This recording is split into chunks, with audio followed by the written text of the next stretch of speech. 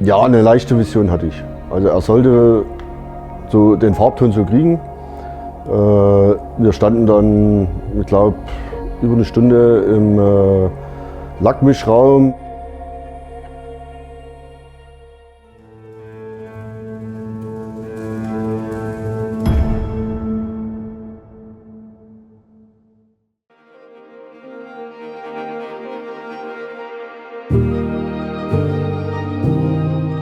Das Auto ist hier in der Gegend rumgefahren von einem älteren Herrn und ich habe halt immer schon dann gedacht, Mensch, also eigentlich sowas, ey, das sieht man ganz selten. Und in der Tuning-Zeitschriften gab es so eine 2002, 2000 bis 2004 ungefähr, gab es immer mal welche zu sehen.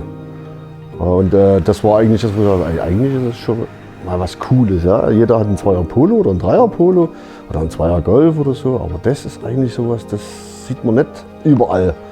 Ja, und wenn du welche gesehen hast, dann waren es meistens auch immer die gleichen. Also gerade im Osten gab es viele davon. Und das war eigentlich das, wo ich gesagt habe, jawohl, das ist jetzt das Projekt, was ich mir mal zulege. Und dann schauen wir weiter.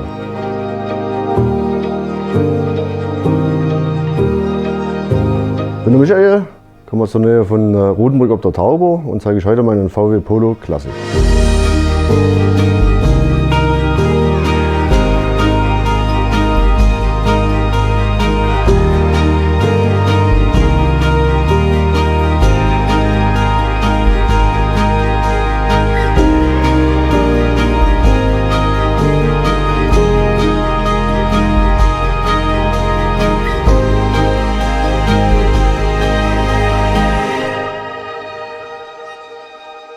Sauerkrauts. The authentic streetwear brand for petrolheads. Besuche unseren Online-Shop und finde dein Lieblingsstück.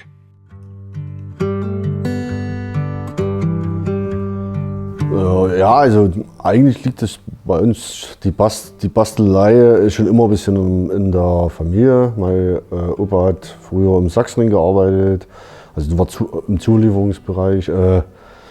Hat auch im Garagenhof gearbeitet oder eine Garage gehabt. Und mit meinem Vater und meinem Onkel, die haben an Motorrädern geschraubt und alles. Und vor der Wende hat mein Vater einen 311 Wartburg gehabt. Den haben die dann komplett in dem Garagenhof wieder hergerichtet. Meine Mutter hat alles genäht gehabt in dem Fahrzeug. Es wurde neue Technik eingebaut und ich war immer live mit dabei und ja, und das ging eigentlich dann als Junge spielt man mit Matchbox, ja, da gefällt ihnen das Auto oder das und wenn man älter wird, dann baut man an den Autos rum und macht und tut und so, ja, und das ging dann irgendwann schon an die Fahrräder los, dann hat man am Fahrrad ein bisschen Schutzblech gekürzt oder sämtlichen Scheiß, was man halt so gemacht hat, ja. Und naja, und dann in der Schulzeit kam das Thema Autozeitungen, Zeitschriften, VW, Speed, Szene, was es nicht alles gab. Und man hat sich dann immer so sein Traumauto zusammengestellt. Das ging dann mal von Fiat, VW, Vento. Sämtliches Auto eigentlich, war aber dann so, dass ja, als man die Lehre begonnen hat, man ja kein Geld gehabt. Da war das erste Auto, aber ich hatte jetzt nicht so das besondere erste Auto, hatte einen Volvo 440, war jetzt nicht gerade die Schönheit, aber es hatte Klimaanlage gehabt. Das war eigentlich so meins, habe dann mal ein paar andere Felgen drauf gebaut, aber jetzt so direkt, dass wir da Tuning betrieben haben, es gab ja nichts da dafür. Und da ist eigentlich dann auch so ein bisschen das gekommen, dass ich brauche Sachen, was nicht jeder hat, deshalb Fahrer stehen da. Das hat nicht jeder, man sieht es auch ganz selten noch auf dem Straßenbild eigentlich und das war dann eigentlich so, wo ich sage, ich baue mir jetzt das Auto so, wie ich das will.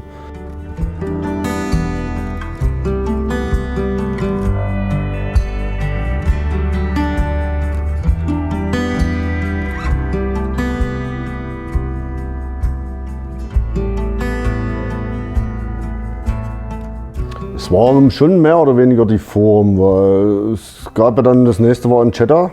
Ja, das hat ein Kumpel von mir einen gehabt.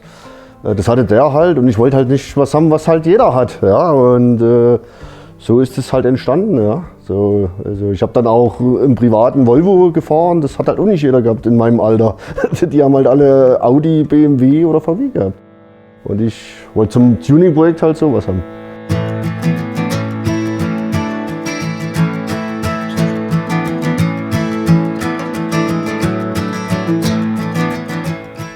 Ich habe in meiner Lehrerzeit, also ich habe Fahrzeuglackierer gelernt, da hat jemand gearbeitet, den sein Schwager hatte eine Autowerkstatt.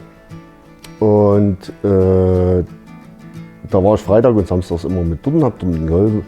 Konnte natürlich dementsprechend meine Fahrzeuge dann kostengünstig von denen dort machen lassen und alles. Und eines Tages stand halt das Auto bei dem auf dem Hof und da hat sie mir gesagt, also da ist jetzt den kannst du kaufen, da kostet 350 €. Ansonsten geht er in die Ami-Kaserne, weil die müssen keine Steuer zahlen. Und dann habe ich natürlich, ich hatte die 350 € nicht, musste dann meine damalige Freundin, jetzt Frau, fragen, ob sie mir das vorschießen kann. Und dann habe ich das Ding gekauft. Und dann habe ich rote Kennzeichen rangebaut und habe das Auto dann in eine Tiefgarage von Freunden geschafft. Und da stand er dann erst mal ein Jahr, weil ich noch keine Schrauberhalle hatte. Und habe mich in der Zwischenzeit dann um eine gekümmert, habe da eine gefunden. Und dann ist das Auto wieder dahin gekommen in die Werkstatt, wo ich den gekauft habe. Und dann am Wochenende Auto raus. Und das war immer so an so einem leichten Berg, die Halle, wo ich stand. Und dann reingesetzt, runterrollen lassen bis in die Werkstatt sozusagen rein und dann abends wieder aufgeschafft. Zustand war nicht so besonders. Also da hatte damals die Radlaufblenden waren noch dran, die Schwellerlippe ist noch da, die Schwellerleisten sind noch da. Das haben wir dann erst einmal alles weggemacht und so wie wir es weggemacht haben, ist halt das Grauen gekommen. Also die Kotflügel vorne, da konntest du die Schraubenzieher durchstecken, so viel Rost war da. Der Schweller auf der rechten Seite ist komplett neu gemacht worden damals, da war auch fertig, weil da noch der Schlamm an der Hinterachsbefestigung, der war noch so feucht, als wenn das Auto eben gerade erst bewegt worden ist. Und da wurde auch dann dementsprechend der Tank ist rausgekommen, wobei da kommen wir eh noch dazu. Und dann ist eine neue Schweller reingekommen. Dabei sind natürlich dann die Schutzecken, das ist gecleant worden gleich mit. Und die Radläufe sind dann halt dementsprechend gebürdelt worden, sauber gemacht worden, gebürdelt worden, neu verkittet worden alles. Und das halt hinten wie vorne. Ja, stelleweise oder an den ganz schlimmsten, also unser gesanstrahlt worden von mir selber. Mit Druckluft im Freien und dann gib ihn, Vollgas. War damals noch alles möglich. Und dann haben wir da hatte man einen leichten Heckbums, den haben wir ein bisschen rausgezogen. Hier und da ein paar kleine Dellen, das haben wir gespachtelt und ja.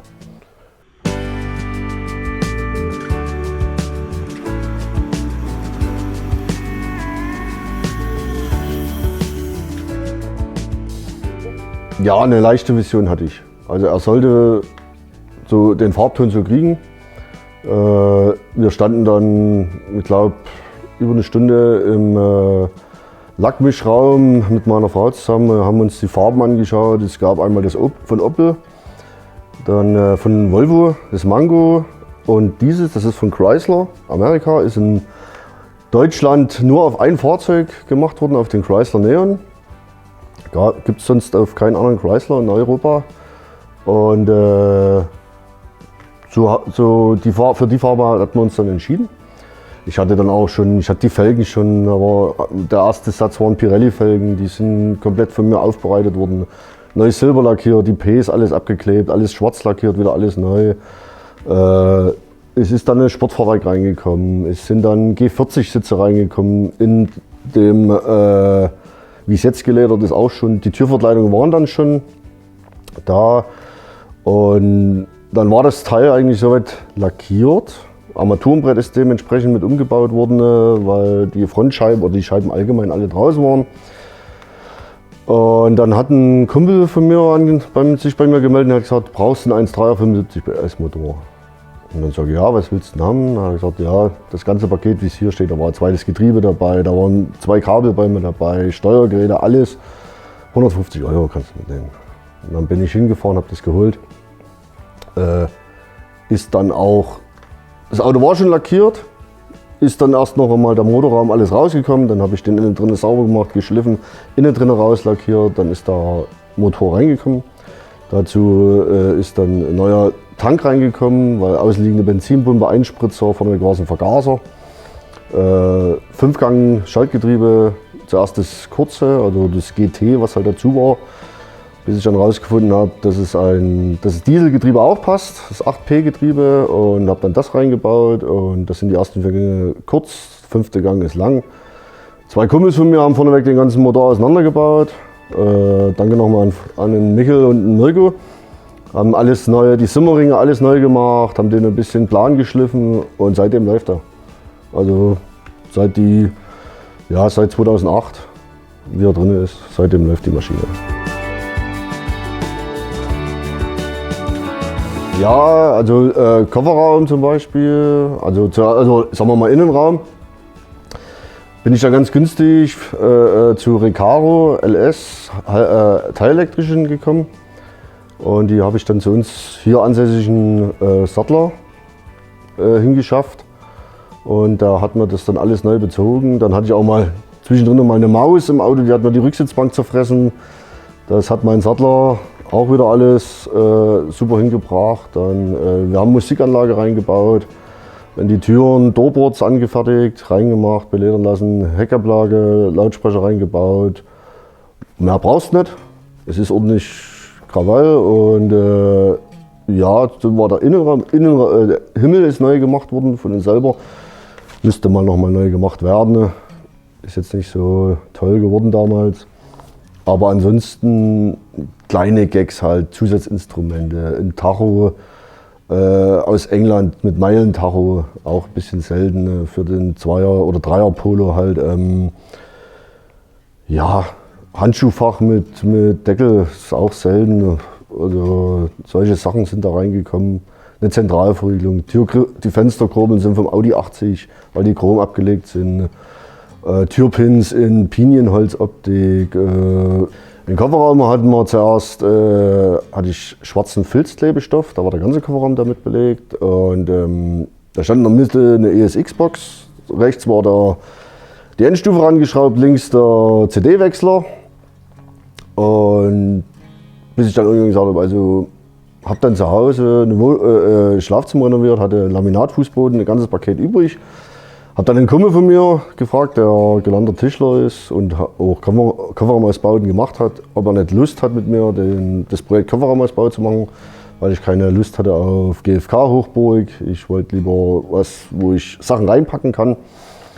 Und ja, gesagt, getan, eine Kiste für die Reserveradmolde gekauft, die alte Kiste auseinandergebaut und reingebaut, den Kofferraum um 9 cm erhöht, Endstufen, also das ganze System ESX höher gebaut, dass die Luft ran kann, in der Mitte ein Fahrrad, Kondensator liegen, und darüber dann 2 MDF-Platten und da drauf dann das Laminat. Und dann hatte ich noch 2 Streifen übrig und habe dann meinen Kumpel gefragt, ob der nicht, ob wir das Leergerippe sozusagen vom Kofferraumdeckel nicht auch noch beplanken könnten. Ich dachte, ja, kein Problem, können wir machen. Und so ist der Kofferraumausbau in 3 Wochen entstanden, und jeder sagt eigentlich, geiles Teil.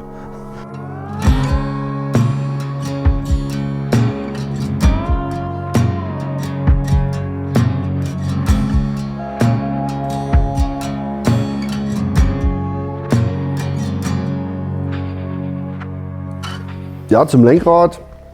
Ich hatte vorneweg einen Ride 32er drin.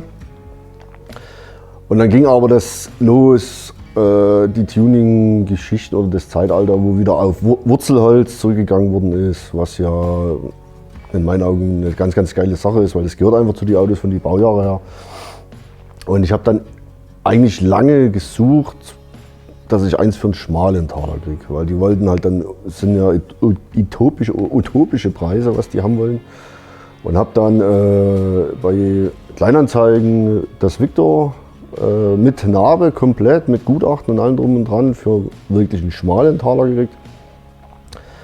Habe das dann angeschliffen, habe dann einen neuen Klarlack drauf gemacht Und das Mittelsteg, also dieses Dreieck, was drin ist, das habe ich zu meinem Sattler geschafft. Da hat man das in dem schwarzen Leder mit diesen grauen Nähten, wie die Sitze und der Rest ist, habe ich das beziehen lassen. Sind auch die Sitze und die Türverkleidungen sind mit schwarzem Leder und Alcantara-Leder mit Rauten versehen. Und das hat dann ganz stimmig dazu gepasst eigentlich. Ja, und dazu ist mir dann kurzerhand noch ein Wurzelholz-Schaltknauf in die Hände gefallen. Das hat dann auch noch optisch wirklich dazu gepasst. Und für mich persönlich optisch passt das Holzlenkrad super zur Außenfarbe. Das gibt den Orangeton einfach wieder. Und von daher, ja.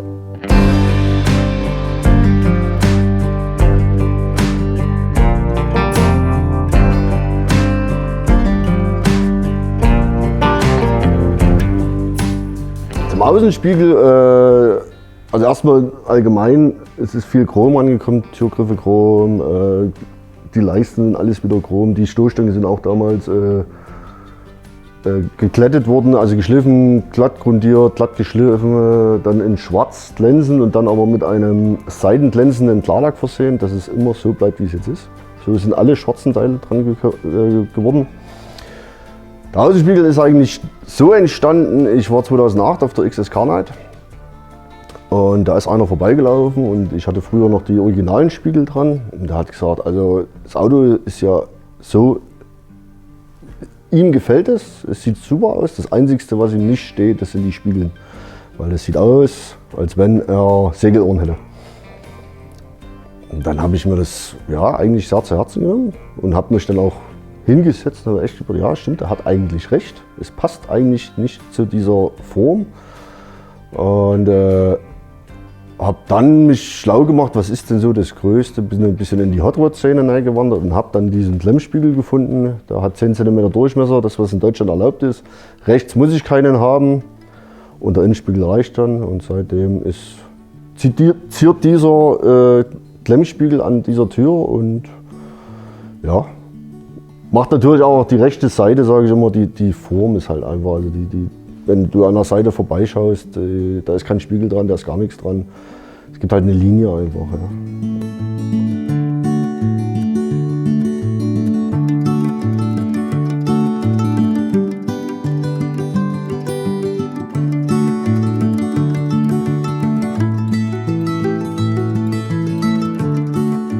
So, die Felgen ist eigentlich, bin ich dazu gekommen, oder ich hatte den ersten Satz war wie gesagt der Pirelli 14 Zoll Satz, der zweite Satz war BBS 14 Zoll in Original, also die sind von 92 gewesen, waren noch nie verbaut, habe ich bei Kassel geholt mit Gutachten angenommen und die waren innen drin, die Stege waren Anthrazitgrau, außen Glanz gedreht mit Klarlack versehen. In 14 Zoll habe ich ein paar Jahre drauf gefahren und dann hatte ich aber irgendwie so richtig ein bisschen tiefer sollte eigentlich schon, weil ich auch einen 195er Reifen drauf fuhr. Ich wollte ihn eigentlich noch weiter runterbringen dann und habe dann durch Zufall bei eBay die BBS AM012 ersteigert mit Reifen. Bei Ulm da unten, bin dann runtergefahren, habe die geholt. Die waren schon einmal die Betten poliert, hat für eine Saison gereicht. Und die Saison drauf ist es dann zum Hochglanzverdichten gegangen und die Betten poliert und alles. Und ja, letztes Jahr habe ich es dann nochmal machen lassen, weil die waren dann schon wieder abgegriffen, sagen wir es mal so. Und jetzt sind sie aber mit einem Klarlack versiegelt und die bleiben halt so, wie sie jetzt sind. In der Größe 6,5 x 15 ET33 vom Golf 2 GTI mit 165/50 R15er Reifen drauf.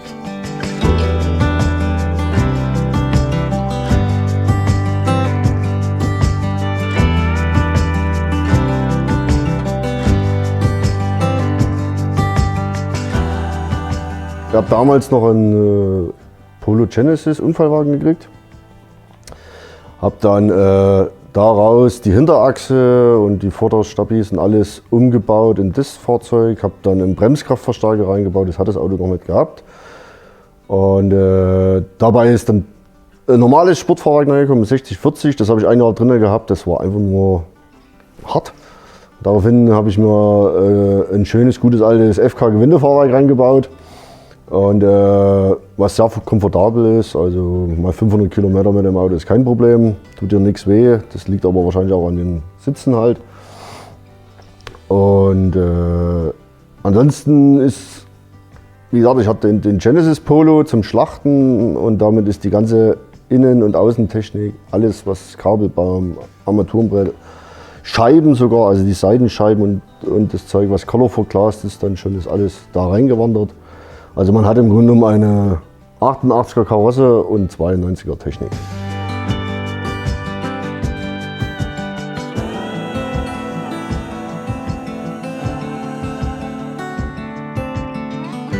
Wie fährt sich sowas? Erst einmal ohne Servolenkung. Man ist nur am Rudern. Und ansonsten das Fahren an sich, also ist schon, wenn die Straße in Ordnung ist, wegen dem Reifen oder so, ist schon sehr schön eigentlich. Man fühlt sich zwar etwas eingeengt, aber da sind die Sitze mit auch, es macht auch einen Teil mit, ganz einfach. Und, aber ansonsten ist halt einfach ein gemütliches Dahincruisen. Ja, das kannst du auch mit 60, 70, 80, mehr brauchst du da nicht. Ja, machst ein bisschen Musik laut, Scheiben runter im Sommer, ja, und dann ist das schön. Und natürlich, wenn man durch die Stadt fährt, wenn die Leute dann, oh, schau mal da, Mensch, den habe ich schon ewig nicht gesehen. Und das wird halt immer mehr. Ja, und ja, das ist einfach schön. Change is constant, learning to flow. All the unknown, lemons thrown. May look different from what you've dreamed. Colors and contrasts making it art. What if happy can be built? Tuning into all that's good. Ja, als allererstes möchte ich mich bei meiner Frau und bei meiner Familie bedanken. Dann bei Keufel Automobile, wo ich das Auto damals bauen konnte. Dann bei Markus, der mit mir das zusammen lackiert hat, weil das war zur Lehrzeit mein Geselle. Und dann ganz großer Dank an Mirko, Franzl, der Harry, Kofferraumausbau sage ich nur. Und ansonsten war das eigentlich schon soweit die Leute, wo ich mich bedanken muss, weil wir haben halt viel selber gemacht einfach. Also die Kombination so ein bisschen, weil so viele andere Leute. Und natürlich mein Sattler noch, den darf man nicht vergessen. FE Autosattlerei. Dann bedanke ich mich bei euch, dass ihr mir das Video angeschaut habt von meinem Fahrzeug. Und wenn ihr noch Fragen habt zu dem Fahrzeug, könnt ihr mir sie gerne stellen in die Kommentare. Lasst ein Like da, abonniert den Kanal von Sauerkraut, dann geht das hier immer schön weiter. Und ansonsten sieht man sich eventuell mal auf einen Treffen und ich wünsche euch noch einen wunderschönen Tag.